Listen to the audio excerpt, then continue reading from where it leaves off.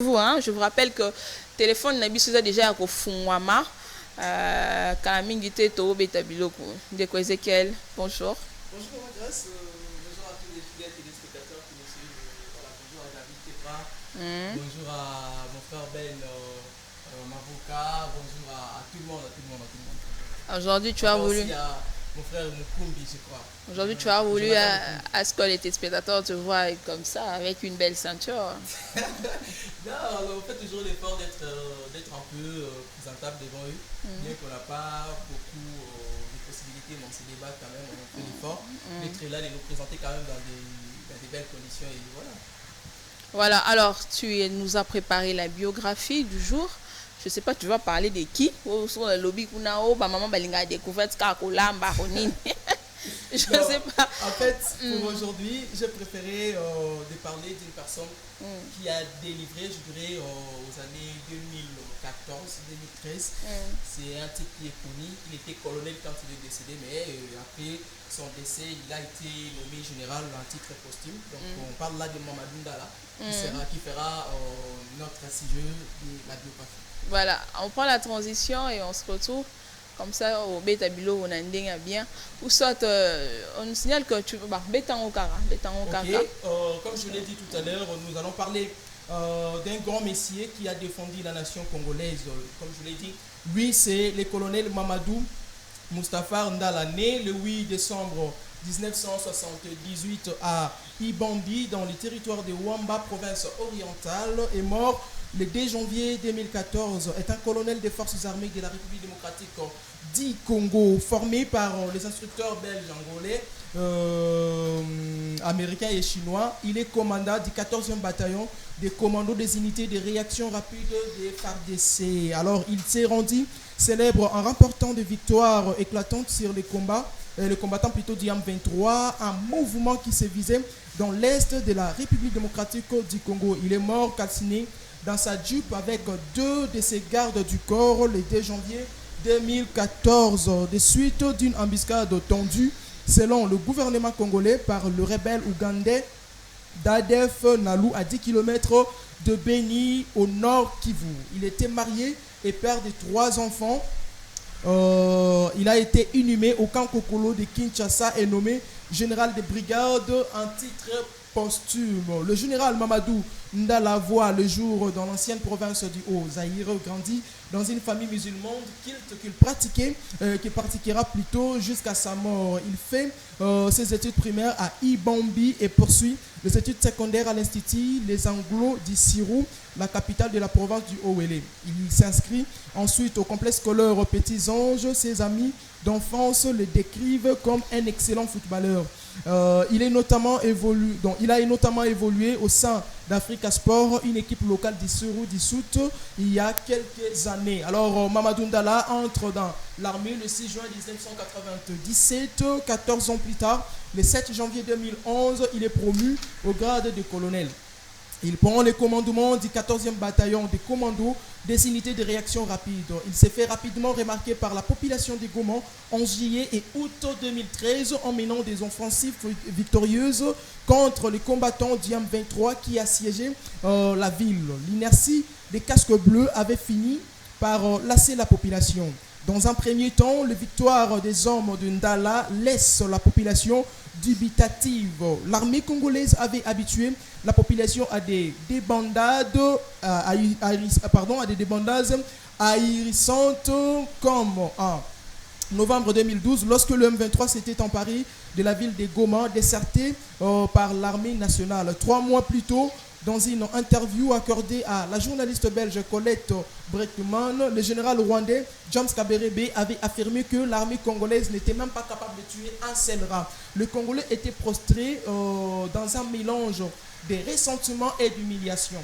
Ils n'en revenaient pas en voyant leurs soldats s'imposer sur les camps de bataille et montrer les corps des ennemis jusqu'alors présentés comme invisibles. Les batailles sont rudes et le M23 subit de lourdes pertes. Le colonel Mamadou Ndala doit parallèlement intervenir auprès de la population en colère contre la MONUSCO dont l'attitude ambiguë fait craindre un retournement des situations. Surtout après un ultimatum qu'elle lança contre le M23 suivi d'un rétropédalage des foules Kaessan, voilà le convoi de la MONUSCO. Seules les interventions du colonel Mamadou Ndala auprès de la population permettaient d'apaiser la situation. Mi-juillet, une rumeur annonçant le rappel du colonel Mamadou Ndala à Kinshasa provoque de violentes manifestations à Goma contre la MONUSCO et même contre le président Joseph Kabila Kabange, accusé de vouloir paralyser l'action de l'armée et du colonel.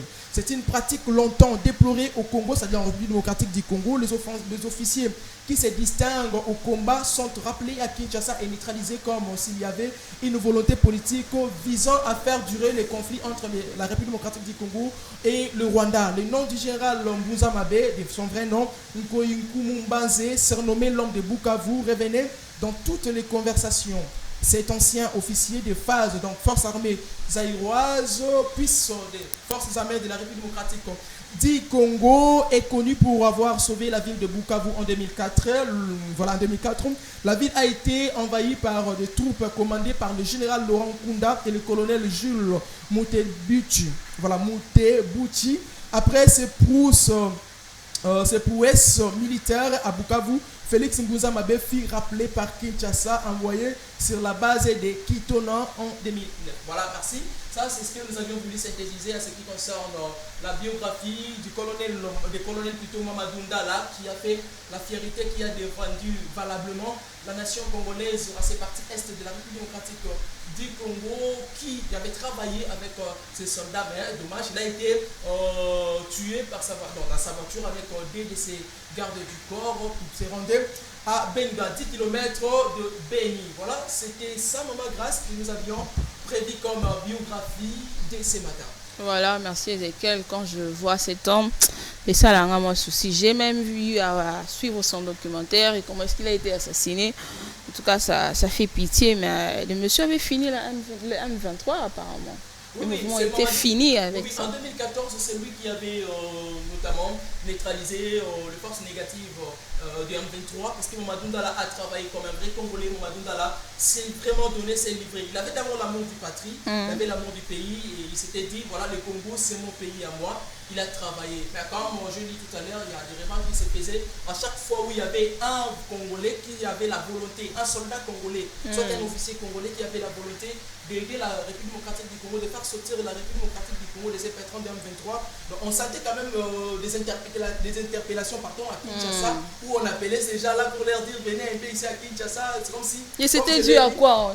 Bon, je ne sais pas, ce sont des conflits là, je ne saurais pas vraiment dire, parce que je ne vais pas dire des choses que je n'ai pas maîtrisées. Mais apparemment, il y avait apparemment, ça apparaissait, c'est comme si le gouvernement congolais avait une mainmise sur les conflits. Ils avaient peur que tout soit dévoilé. Voilà, c'était un peu de la sorte. Parce que quand déjà un officier congolais se met à neutraliser le M23, on sent comme si Kinshasa devient paniqué, on ne veut pas, on appelle. J'ai évoqué tout à l'heure Laurent Nkunda. Je parlais de Laurent Nkunda ici, je parlais du général Mbuza Mabe, qui avait fait la même chose que Mamadou Ndala en 2004.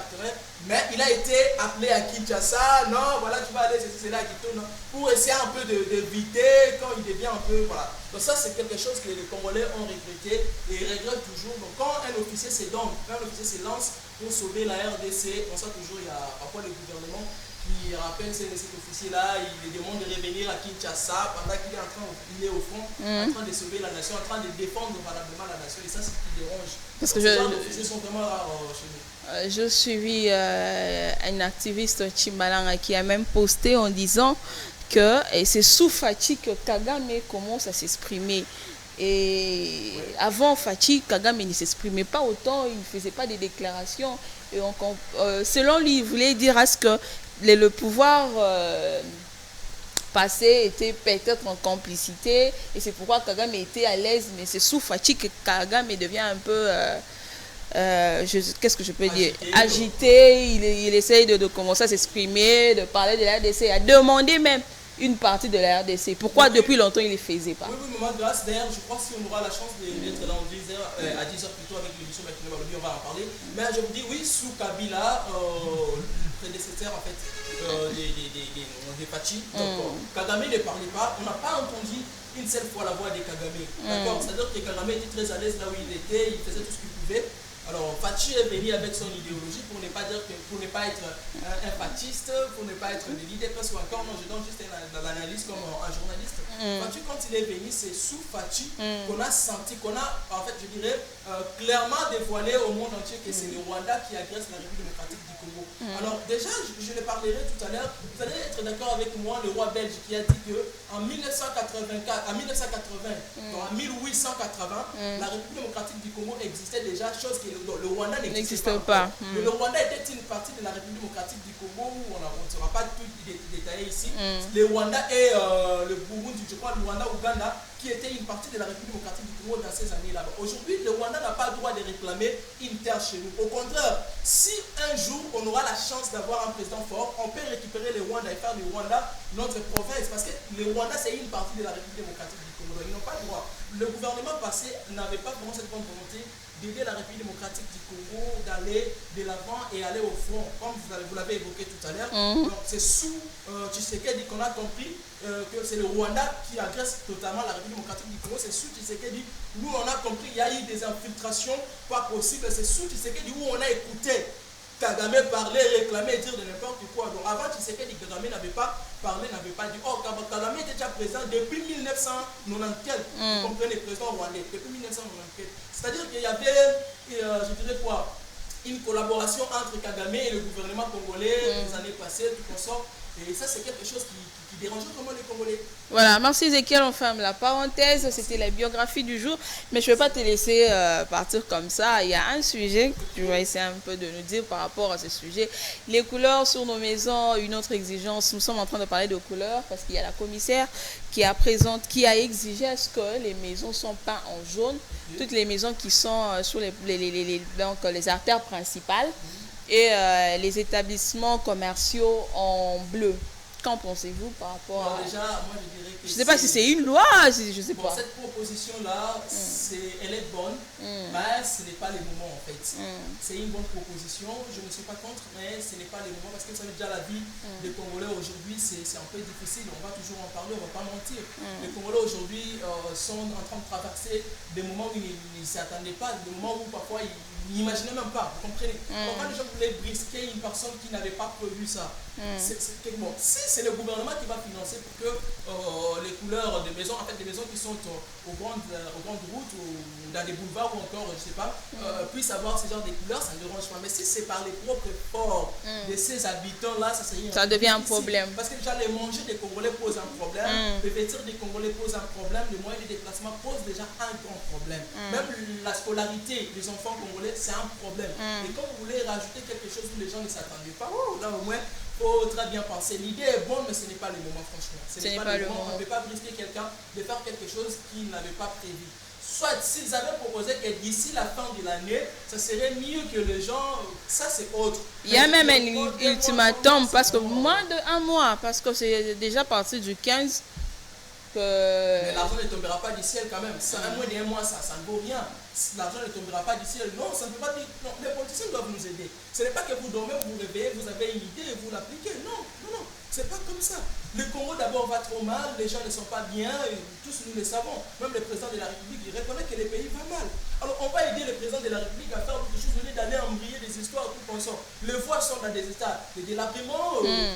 D'ailleurs, au boulevard Lumumba, vous allez voir, les caniveaux sont bouchés, au lieu de faire ça. Et quelle route encore? Parce que la route, peut-être, elle n'est même pas bonne, elle n'est pas praticable. Et vous voulez la peinture. Cette couleur-là va faire quoi par rapport au moment où la route n'est pas bonne? La couleur ne va rien. Parce que la beauté de la couleur, ça dépend aussi de ce l'environnement. Le milieu est propre, l'environnement est propre. Maintenant, quand on voit l'environnement propre, déjà même des couleurs que nous voyons abîmées là, quand l'environnement est propre, ça prendra une autre allure. Vous voyez, moment grâce. Donc, l'idée est bonne, mais ce n'est pas le moment. Pour moi, vraiment, ce n'est pas les moments. Et ça serait mieux au moins de dire que d'ici la fin de l'année, on irait voir peut-être que ceux qui habitent aux alentours du boulevard, ainsi de suite, des grandes routes, changer un peu de couleur, mais ça, c'est autre. Selon Ezekiel, peut-être la fin de l'année. Hein? Peut-être la fin de l'année, ça peut marcher. Les gens prendront le temps de se préparer. Vous savez déjà, un kilo de couleur vaut à combien? Ça, c'est un problème. C'est aussi ça. Une maison, grâce à toi. Et surtout avec les maisons commerciales, peut-être, mais il y a aussi des bâtiments. Il y a des taxes, il y a des impôts, des TVA, tout comme ça. Voilà. Merci Ezekiel. Alors, tu nous promets d'être là tout à l'heure avec l'élection. On va parler avec la population. Bakina Balobi. Obeta Bilo. Voilà, quelques salutations parce que je te libère déjà. Je salue tout le monde, je salue tous ceux qui sont branchés, je salue depuis chez nous, ma petite soeur que j'aime beaucoup, Blessing Moukwa, la future grande journaliste étudiante à l'UFACIC. Je salue Grady Moukwa, Prospérité Moukwa, notre Mondélé. Je salue aussi Mounette Moukwa Yamatondo, Queen Days qui me suit depuis quelque part, mon jumeau Enoch Jélix Mbungu, et pourquoi pas ma jumelle Gabriel Antouma. Donc je salue toutes les personnes qui me suivent. Et voilà, merci. Merci Ezekiel. Merci et au revoir. Merci beaucoup. Gabriela Ntumba sera l'équipe qui sabu. C'est qui Gabriela? Sur la tangamité, c'est compliqué. Alors merci Ezekiel, selon lui, à l'objet que peut-être la fin de l'année, et que ça la possible. Mais actuellement là déjà beaucoup c'est les 15. Bon, on est déjà collandé là, ça sera un peu compliqué. Alors au cas où peindre ma couleur en haut, ils ont sanction, ils ont amende, ils ont infraction, ils ont on se pose un peu de questions sur ça parce que chaque jour mais jusqu'à présent tout le monde a ta proposition de loi par rapport à l'insécurité dans la ville province de Kinshasa d'abord tout ça na député na biso awa tout le monde a proposition côté par rapport à la sécurité il y a bato basala que bino bosala lelo na ba siège na bino na assemblée. Mais il y a toujours des propositions parfois je sais pas diffamatoires et autres. Ça n'engage que eux. Quand ils nous proposent est-ce que ils ont une importance ni n'a pas proposé que Bakoulou n'a pas déranger la population. Pourquoi pas être Moussapi Makama ko elongwaka?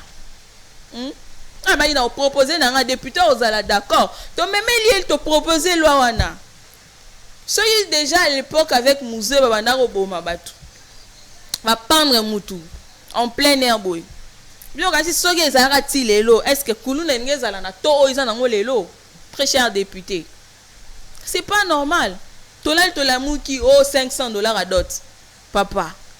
Donc on a boti moi on a bokoli la sélection sur $500 wana balo barate ke ba sombra mwana mwasi ba pesa ya nini soki nini na mbongo na biso na mbongo biloko no soko ma cher. Il faut louer salle, il faut lier sa bateau. Quand tu proposes $500 na $500 wana quand bateau ba roya fait en malonga te kutu ba loi ki salte kutu liaki bien te malgré que ça non important te mais il faut c'est un jour de rêve liba les elongo et ça le mara une fois pour na bateau ba sérieux. Mais les lois pasteur na biso ba roma ko beta ba débat 3 fois. Mais bateau ba sérieux oh vraiment ndenge nzamba ki la liba les alaka mbala moko et pour la vie et pour l'éternité. Donc ils ont l'homme beaucoup ça na